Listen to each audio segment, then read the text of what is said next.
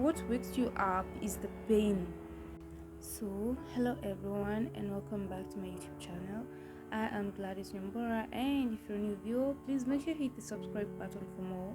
Yeah, so the thing is, I had been postponing doing the tonsillectomy video, and I feel like it's high time I did the video today. So I went through a surgical procedure. It's called tonsillectomy, and tonsillectomy is simply the removal of tonsils, which are ball-shaped pads found at the back of your throat. Yes.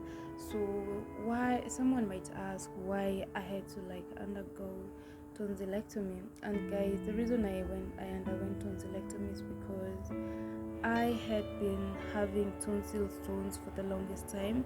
The thing is, my tonsils developed a couple of years back, but I didn't really quite find reason as to why I should have a tonsillectomy. I didn't see reason as to why I should get mine removed. But with time and with years, like as time went by, I started developing some sort of bad breath, like was coming out of my mouth, and the main cause was simply cause of the tonsils at the back of my throat. So the thing is, with time, okay, like as the years go, I also noticed I had tonsil stones, which are not quite easy to deal with. And also I also realized that every time I ate food, some bit of it was left or was trapped in the tonsils, and therefore causing bad breath. Yeah, and so with time, if that continues happening, obviously I at one point started developing these infections at the back of my throat, as in it's a whole other nightmare you don't want to experience. So what happened is that in the year 2018, I realized that I was when I kept developing tonsil stones. The thing is, I always kept going to the doctor every 2 months, have them removed, and at times I would even go monthly to have them removed. And the process is not all that friendly, as the stones are being removed, there's also bad breath associated with it.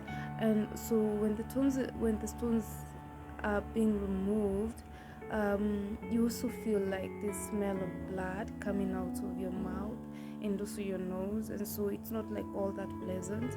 And so when I realized that I was wasting so much money, not really wasting but spending so much money going to the doctor and having my the stones removed, I was just fed up. And the moment I chose not to go to the doctors, I was seeing this ENT. She was very friendly, the ear nose throat doctor, and she was very friendly. And so I think she noticed the disappointment in me.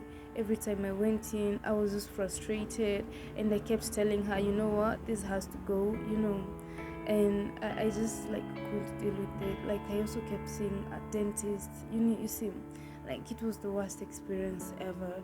You have bad breath, yes, you have an idea of where it's coming from, but you don't want to accept the fact that you should have your tonsils removed. As in, I'm one person who's scared of surgical procedures, but if it has to go, it has to go. So my first surgery was when I was developing wisdom teeth, and so I realized that my teeth were already out, but there wasn't enough space in my mouth for them to fit. And therefore what happened is that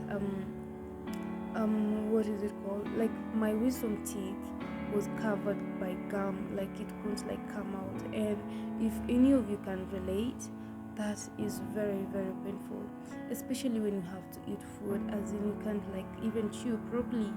The thing is, I underwent like that was my very first procedure. Well, it heals quite fast because it's just like cutting the gum around the tooth, and that's it. Like it heals with time. You're given like some antibiotics to prevent infection, and that's it. And the thing is, the moment food is trapped inside the like that tooth, you can't like even take it out, and so you just end up having such a bad experience, bad breath. So when they said enough was enough, I just simply asked. By that time I was seeing a dentist, and so my dentist told me, he advised me to just like have the gum removed, as in this is a normal procedure, like almost everyone undergoes it from the time you start having your wisdom teeth coming out. Yeah, so he advised me to have that specific procedure, and it healed so fast.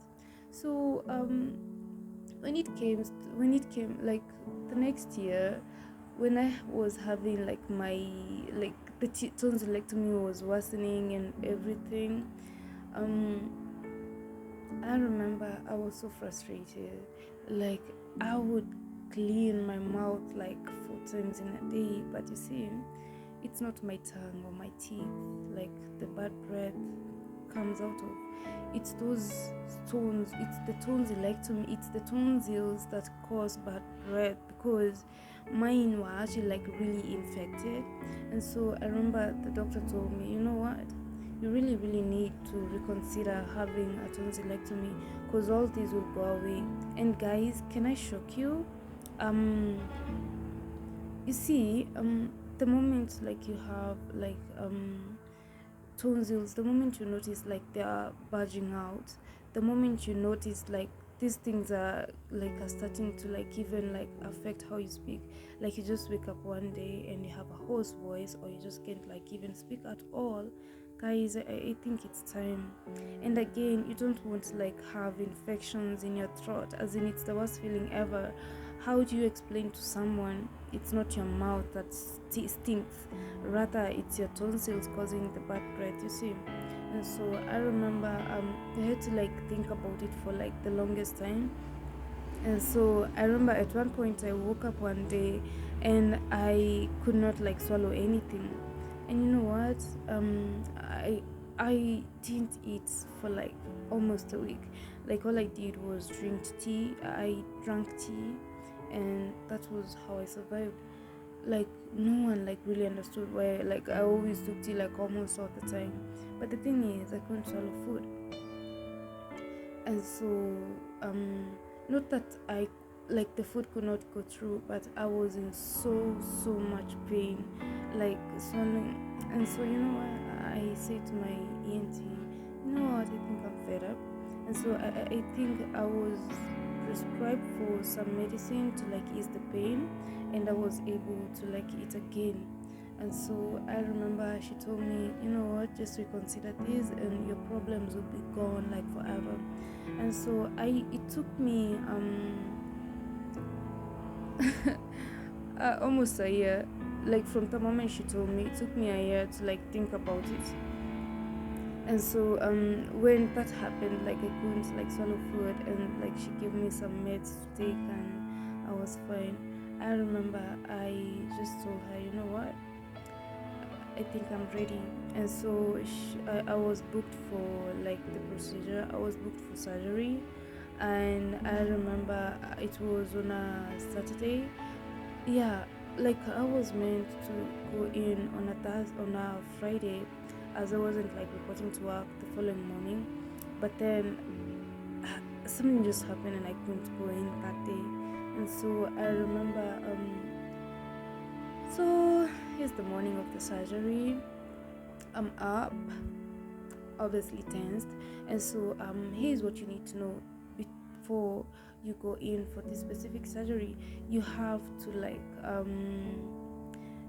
before let's say your surgery is at 10 p.m. You're advised not to eat for like 8 to 12 hours. Let's say 6 to 12 hours before surgery. And so I remember I didn't eat. And you see, like, it could be quite helpful. This information could be quite helpful. As I said earlier, I eat small portions of food, and therefore, like, I could find myself eating like 5 times or 4 times in a day. And so I think this was quite helpful for me because yes, I had like skipped a meal, but it wasn't like all that big of a deal. And so but if you're used to like eating big portions of food, I'm sure if you miss to like have like that big portion of food at lunchtime, you just be hungry and frustrated. And so I remember yeah, I'm booked for surgery. So I go to the hospital. I reported at the hospital at around 10 a.m because I wanted to like the process be done and I'm out. Yeah, like at least that's what I thought. Yeah, and so I'm there sitting my seeing my ENT, and she's telling me, yo, just be cool, everything will be okay, like you're getting this issue like solved forever. And I was excited, as in like this is something I wanted to like get rid of forever and ever. Like I didn't want it in my life anymore. And so I remember the doctor just advised me, you know what, like I was admitted, yes, like you have to be admitted first, because it's after the procedure you have to like take rest. You also have to like stay in the hospital for post-surgical examination and care. Yeah, and so I was booked, as in I was admitted at that specific hospital. And I remember the staff was so nice to me, as in I was allocated a very nice I would call nurse. She was super nice to me, as in she just like kept asking me what I wanted to eat, like how I was feeling. She asked me if I wanted to pee, you see, but that was way later. So I'm admitted and I'm starting to like feel hungry. My surgery was supposed to be done at around 8 p.m. But I think these guys were outsourcing a surgeon, and so I don't know if he bailed and they had to like call someone else in. But anyway, my surgery, I went in for surgery at around 10 p.m. Yes, I would say, yeah, I remember that perfectly. I went in at around 10 p.m. and I remember this surgeon was very nice, as in he prepared me for everything. Like, first of all, he came and asked me, how are you feeling? I think he just like wanted to like have a conversation with me to see if I was really really ready. And you see, like I didn't know what was coming, so like I was prepared for it. And so the doctor, yeah, like I think he noticed I was ready, and so he called in someone who he told to like, I was put on a chair. I think it's, yeah, it's a wheelchair, and that's what I used. And like he used that specific chair to take me to the room where the surgery was to take place, obviously the theater. Yeah. And I remember like it was just it was a long way there, as I started tensing, like. But you see, like, this guy who was pushing the chair, he just kept telling me, you know what, everything will be okay, you're a strong woman, you'll be okay. And I remember I had like these clothes on and some gloves on. And the thing is, when I was going in for the surgery, this is what you have to know, like this is how you prepare for it. Just make sure you carry enough clothes, and not really like enough clothes to last you for like 3 to 4 days, and they have to be warm clothes. Also, if you need, like, you need to be warm. So if you know the facility you're going to like have your procedure done does not like provide for these things, it would be advisable to like carry your own. If you need like a duvet, please carry your own. If you need like an extra soft pillow, carry your own. Oh, I just said carry your own pillow. Yeah. And so I remember, so I was late. I climbed on the bed. I was strong enough at that time, of course, like nothing has happened yet. um I climbed on the bed, and the doctor kept asking me, how you feeling? And he just went on and on, like asking me about myself. And in that, I remember he was spraying something on me.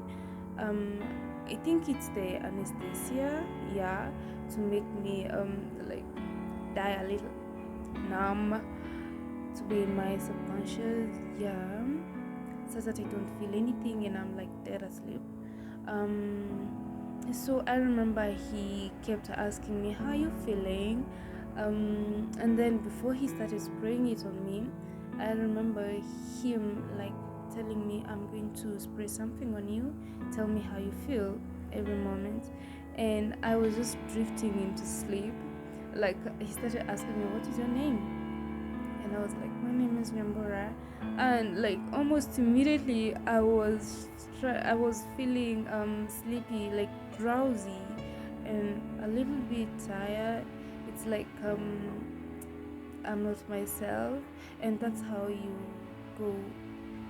Yeah, you don't feel anything, you don't feel people talk, and that's how I felt asleep. And I obviously I can't tell you what happened, but thing is, I remember when I woke up, I can't say how long it took. I wish I had asked how long it took. Or I wish I had had someone film like the whole procedure. But by then I had not started like shooting for YouTube, and therefore I didn't quite feel the need to like have the procedure like filmed or anything, yeah. And so I remember the next thing I know, I'm waking up, like I was in shock. So I wake up, and the person I see is the person who brought me to the hospital. Not the hospital, but the theater, like the one who was pushing the wheelchair. And he was all like, how are you feeling? I like, how are you? How is everything? Are you okay? Yeah. And he was super nice to me. And by this time, I'm trying to respond, but I can't say, I can't even speak. Like, I can barely speak. So I just, fine. Of course, I tried to speak, but I couldn't speak. Reason being, okay, the procedure this guy is used on me, like I had like even like Googled and asked, and the procedure this guy is used on me was electric cuttery, and this is whereby they like cut out the portion that's infected, like the tonsillectomy area. Like this, the electric cuttery process involves it's like a clip cutting into that specific area that's infected, and therefore like it's like burning like the area they like cut out to prevent further bleeding, as during the procedure one could like possibly bleed, but therefore like to just prevent that much of bleeding, they like seal the areas cut with that electric device or tool, yeah. And therefore bleeding doesn't like really occur, and therefore like it also helps with like the healing process, and that was the case for me. And so when I woke up, like they had cut out like both sides. Okay, one thing you need to understand is that the procedure was done inside the mouth, like those things were cut out inside. Most people keep asking me, if you underwent tonsillectomy, let's see the marks on your neck. I have no marks on my neck because they didn't take them out from here. Like this is where, like this is not even like a safe place to like remove the muscle. Like there are like bones here, like small, at least small. Yeah, it's not even safe. And so I remember so I'm awake, I'm shocked. The guy's there. I think he was writing a report or something, yeah. And so he told me, I'm going to take you upstairs, you're going to get dressed. When you're going to the theater, you wear this gown, and you're also advised not to have like any tight clothes on you, so like any bras, panties out. no socks. Although I really wanted to have my socks on, I'm always having my socks on. So he, like, I sit on the same wheelchair. Okay, I want you to know one thing. I was still under the influence of the anesthesia, and so the moment I climbed down the bed, I couldn't. I wasn't like all that stable to like walk. I was tired. I felt like, like I just wanted to sit down. So you're not really stable. And so the guy was nice enough to like have me sit on the wheelchair and just push me back to my room. And he was very generous to me. And keep in mind I haven't eaten for like the past 12 hours, so I'm really really hungry. I'm from the theater and I want to eat. I'm hungry. Guess what? I can't even swallow anything, let alone my own saliva. Guys, this is the most difficulty part. So I remember he led me to my room and he helped me climb on the bed. I didn't want to change by then because like I was just sleepy. The thing is, okay, the I think they had some painkillers on me, but the thing is, the pain had not like even started. This was just the beginning. The pain is yet to come. And so I remember, so I'm just there on the bed. I was hungry, and the next thing I know, I'm just asleep. Here's how it goes. Um, um, I remember even like breathing for me was an issue. Like I couldn't even like swallow my own saliva, and therefore I kept asking for more tissue. I kept asking for more tissue. And I remember I used like 4 rolls of tissue, and I had like my bean was just full of tissue, because you can barely swallow your own saliva, and when you breathe, like the air chokes you. As in, I just kept crying and crying, but it gets better with time. One thing also you advised is to after surgery, you will just feel this urge to like blow air through your nose, like outside, but you're advised not to do so. And now, like at this point, like my uvula was even like quite sensitive. Like every time I would feel like it's like dangling, like almost touching anywhere in my mouth. I just like feel the need to like cough or just cry. It's the worst experience ever after this procedure, but you see, it's for the best. And so I remember what happened is that I'm in the hospital and I'm supposed to like have this special diet, and so after that specific procedure, you can even like barely open your own mouth. See, like this teeth area, this is the best you can do. Like this is, yeah, like that is just how wide you can open your mouth, and like you can't go past that, and therefore you are just advised to like the best thing for you to eat or have at that time is just popsicles, or just you can just have like some ice cubes crushed, and then you like just take the really chilled water. Although you cannot even like, as for me, I couldn't even like swallow that, so it's just tough. And so I remember I was released on a Tuesday because I felt like I really needed to like go home, and you see, like you get the best care, like you're surrounded with love at home, the best care. And so I would advise anyone out there after tonsillectomy, just be around people. And I remember I said to myself, you know what, I need to be released. And so I asked these people to like release me on a Tuesday. And so I went home and I was doing okay, like it's warm at home. One thing you need to do is just after this procedure, like most of the times you're sleeping, as in you would be awake for like an hour, and then you're asleep for like 2 hours, awake for 30 minutes, asleep for 5 hours. And so it's advisable that you just stay at home. Just make sure that you're warm, just make sure that you always have a heater beside you. And this is the best time for you to like just watch a movie, watch a series. Just don't do anything. If any, just have someone looking after you, because you're just simply like you're in that fragile moment, like you're just in that fragile state, like you could just like easily choke. You could be choked by anything, like your own air is choking you, like your breathing is choking you. So you can just imagine the worst. So this is a time where you don't like really need to eat like solid food, just like your main food here. And you also advise to like avoid warm food.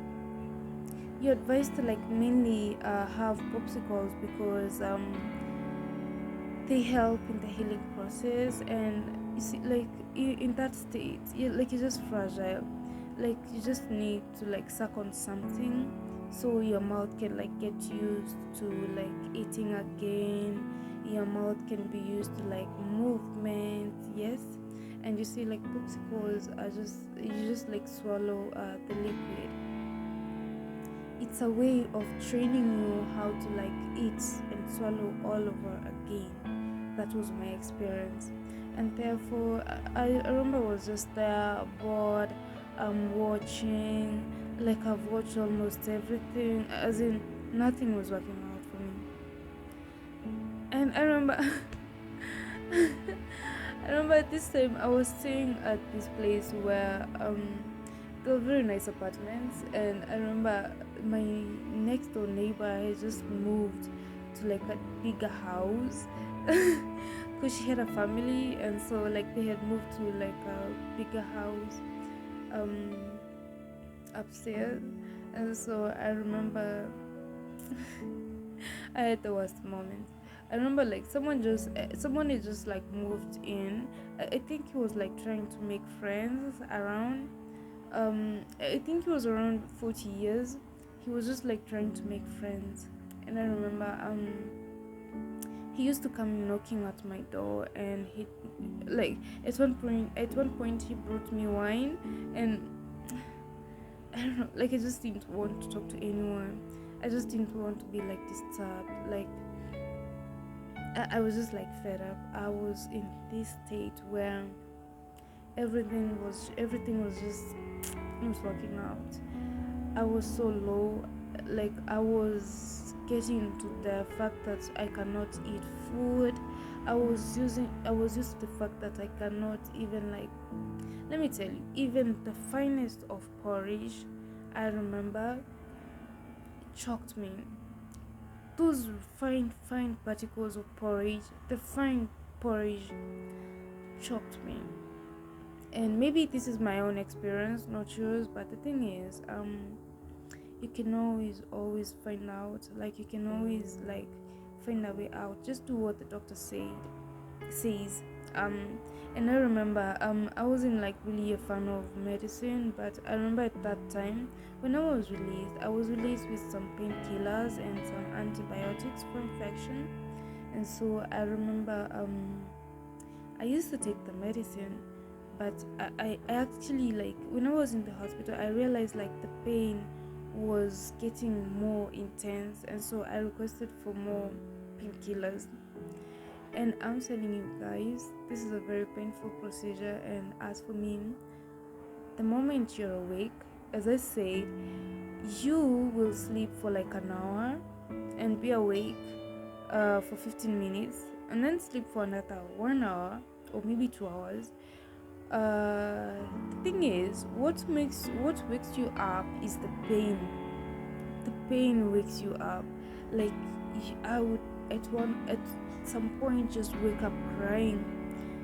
I'm not like producing any sound, but I'm just having tears out of my eyes, because you can't even like make any sound. You're just in so much pain. And so I remember what I used to do was like take a painkiller and just chew it. You cannot swallow anything else, but as for the painkiller, you just have to.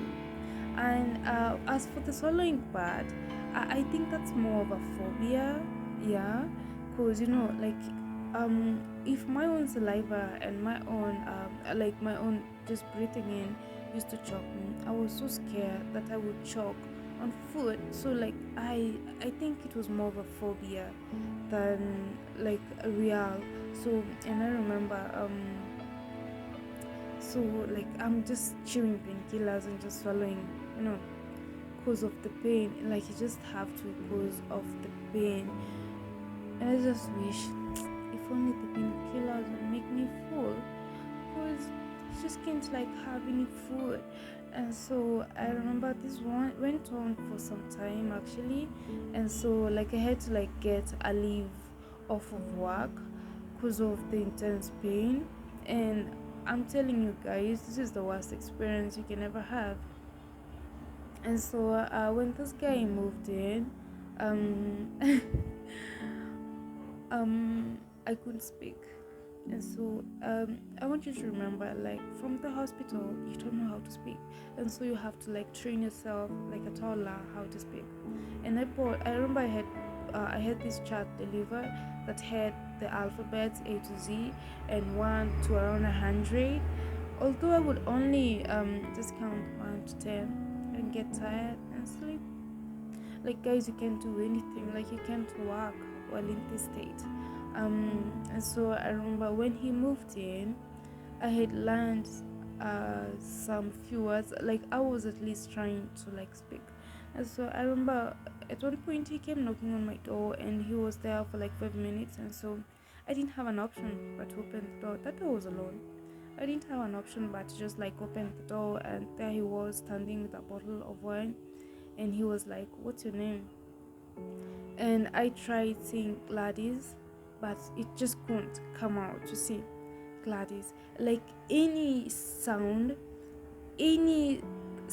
like that has you like that comes from how do I say it, that involves sound coming out of the throat. Am I saying that correctly? But anything that involves the tongue and your upper palate and part of the throat, I'm telling you guys, I hope that's right, you cannot say anything. And I remember I went like, I was supposed to say Gladys, but I figured when I said Gladys, yeah, the S at the end, he figured like I was trying to say Alice. And so I actually just went with Alice, and therefore it was like Alice. And therefore I just nodded because I couldn't even say yes, and I just said yes. I said, and I actually like repeated after him, Alice, although it like didn't come out perfectly. And so he was like, "What do you do? What?" And so I just like did this to him. And then for, like that's what I meant. That's when I wish I knew sign language. So by saying please, I meant like just hold on a moment, I have to take a call. I just wished I knew how to sign language. And so that was one of the most disturbing moments of my life. As in like this guy just kept coming and knocking at my door, and so like I had to like let my landlord know and the caretakers know about it, so he doesn't like come knocking. Because I remember at one time he came home at around 1 in the morning, and he just like was knocking on my door, and I can't speak again, like produce any sounds and platform. I had to just like ignore, you see. And so when I woke up the following morning, it's advisable like when you wake up, just make sure you just like bask in the sun, like get some vitamin D, yeah, in the sun. And I was just there like basking, and when I looked okay, like on my window, like he had placed juice, some pizza and something else. I can't remember what it was, but I was just so mad. I just went inside and locked the door. Like how do you just meet someone and just be like that, Like I just didn't want anyone disturbing me for that matter. And so I remember oh guys, I had missed food, like not eating for the longest, like for even like not eating for like a whole week, 2 weeks, 3 weeks, a month. That is the worst experience ever. I mean, I love food, but like you're forced, not that you cannot eat, but the situation just does not allow you to eat. Like I think for me this was more of a phobia to choke and swallow, you know. Yeah, so like I feared if I swallowed food I would get choked. And so what I did was, I told you guys I started out with popsicles, right? And so I went to having yogurt, since yogurt didn't have like any particles. And I avoided yogurts with, like, what they have. Maybe if yogurt has like these strawberries inside, I had to like avoid that. I just wanted anything that was just fine and just simple. And so I just went for just simple yogurt. I couldn't take milk, reason being the cream of the milk would just get stuck at the area where the uvula is, and therefore, okay, like you see the upper palate, like the okay, like the upper palate, like the nozzle. I think it's like the nozzle area, like the part where your nose connects to the throat. Like the cream would just like simply get stuck there, and it would just be tough for me, and therefore like you'd just be forced to like blow out of your nose, which the doctor did not advise you to do so. The doctor was so against that because the moment you blow out of your nose, like it doesn't like that part doesn't like really seal properly, and therefore like even in the future you would end up like having food and it coming out of your nose. And another thing, guys, I told you, I should just tell you, after tonsillectomy, when you're taking food or even water, for the very first few days, since that part is still open, I think it should be the nasopharynx or something. Not sure. Couldn't follow it. Yeah, just not sure. The thing is, the moment you take food, like just even water, I think this is one of the reasons I was so scared to like eat anything or even like to like ingest anything. The moment you take water and you try to like swallow it, it comes out of your nose. It doesn't get swallowed, it comes out of your nose, and this chokes you. And that was the scariest thing ever. And that's why I just like advised to stay indoors, because you can't afford to like go to a restaurant and just have such, like, you're eating and it's coming out of your nose. It's just embarrassing, and it was for me, so I had to like just stay indoors. And so that was it for me. I was really, really, really not in a good place. I hope your experience turns out differently, because mine was the worst. And so I remember with time I started like okay, I started speaking, yes, but not clearly. I can't like pronounce certain words. You can't pronounce certain sounds can still be pronounced correctly. And most of the times when you speak, like someone can feel like you're speaking from the it's like whatever you're saying is not like really coming out of the mouth perfectly, but rather some sound is trapped in that area where it connects to your nose, and therefore you just end up not pronouncing some words. And you like, let's say like do, no, as in I'll just post a video like yeah, I posted that video where it was my speech after tonsillectomy, like how you speak after tonsillectomy. Make sure you go and watch it, because I'm sure like you someone can totally relate to like what I'm trying to say. And so guys, I remember I ate actual food after a month, yes, and I was so afraid it would choke me. I just took a bite, just one spoon. I remember it was rice, and guys, I want you to remember, you have to avoid such food as rice, because one particle of rice could just like choke you and cost you your life. So just stick to what you can eat. And I remember I was taking rice, and I remember I chewed that spoon of rice for like almost 10 minutes, because I wanted to like make sure everything was fine. And then I started swallowing bit by bit, and that was the best moment of my life. Best moment of my life, guys. And I want you to keep in mind, all this time I've really like lost weight, because I'm so stressed up. I'm just like what I always did was just sleep, wake up, water, sleep, painkillers, chewing painkillers, yeah. As in, I was just fed up. I was just bored. And so what happened is that from that moment I ate that portion of rice. It was just one spoon, guys. Just don't go eating big portions.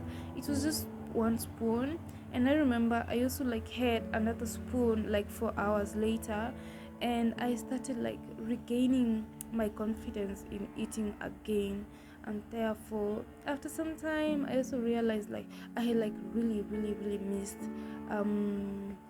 nyama choma. And so I remember I went out with a couple of friends, and we had like this choma place, and it was the best. Like I remember, like at that point, all I wanted was to just eat like the really fatty pieces, because like those are the best.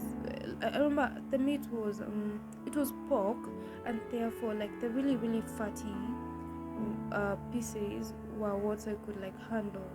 And so that's exactly what I ate. But of course I attempted to like eat these other parts, but you have to like really avoid bones, as to like really heal. And therefore it was a good experience for me, first time having meat in that year. Yay. Like after such a long time, it was like the best feeling ever. And so yeah, I think that's all for my long tonsillectomy story. Yeah, and if someone asks me if I ever like would advise someone to have a tonsillectomy, guys, as indicated at the beginning of the video, I had my own reasons as to why I had tonsillectomy. And so you can have tonsils, like you can, obviously everyone has them, but if you have an issue with your tonsils, if they're infected, if they're disturbing you, why not, so that's highly up to you. As in, you just have to like visit the right ENT, and they'll give you like the best advice. This time you can just take medicine and the problem is solved, but some just need a surgical procedure, and that is exactly what I went for. And so I hope you make the right decision, and always make the best decision. So someone can always ask, what are the long-term effects of tonsillectomy? Guys, I can attest. Ever since the procedure, I haven't had any issues with my feeding, breathing. My voice is still okay.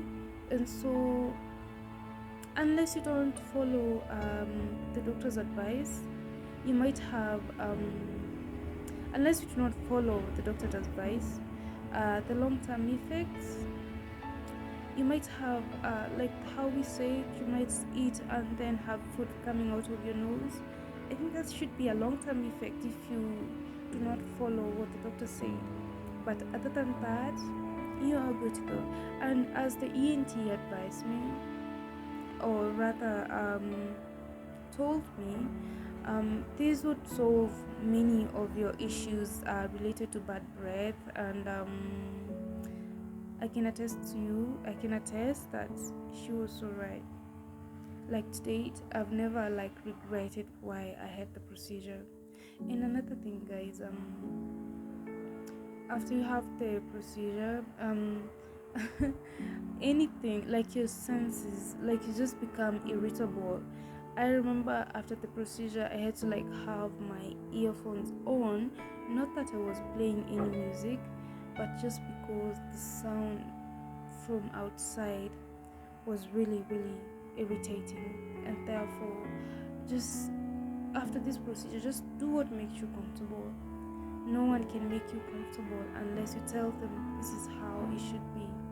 And so yeah, that's my tonsillectomy story. I hope you enjoyed, and I hope you make the right decision. I'll see you in my next video.